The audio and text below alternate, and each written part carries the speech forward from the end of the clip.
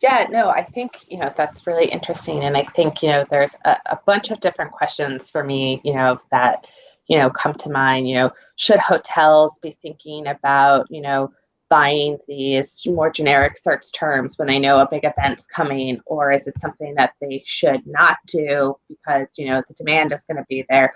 Really curious, how you think hotels should set up, budgeting, or how hotels really need to be looking about what setting up their strategies or their goals. Yeah, and that's definitely very important, and a lot of it depends upon exactly that question. What are your goals? What are you trying to accomplish? And so, oh, almost forgot to mention that was busted, that myth. Sorry. And so, when we talk about goals, right, it's all about your perspective. So, Yeah. in this example here, if we're at a $3 cost per click and a 10% conversion rate, that means it's taking 10 clicks to get a booking or a $30 cost of sale.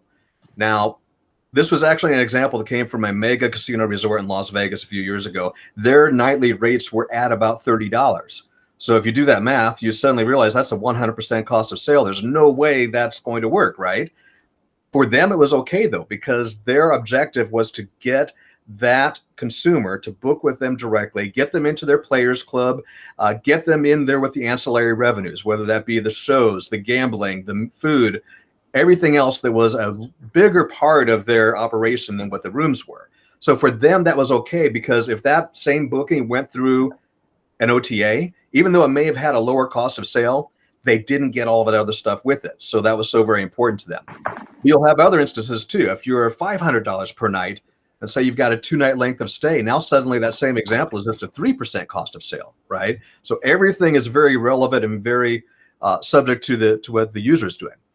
Now, when we start thinking about what kind of goals we want to set, and especially when we start thinking about the timeframes, is there an event in town? Is it busy? It can kind of borderline on philosophical a little bit. But again, it's about understanding the objectives between things like branding. Do I want to make sure that they're seeing my brand out there? Whether I'm one of the big brands or even, let's say, an independent hotel that wants to make a name for themselves in the market. Am I focused on volume? Maybe it's all about getting that volume of bookings. And in doing so, I might be more interested in getting that traffic than I am the return on the ad spend. Owning the guest, which we just talked about, and how important that is with COVID these days. And of course, your cost of sale and your return on ad spend, also very important factors to keep in mind.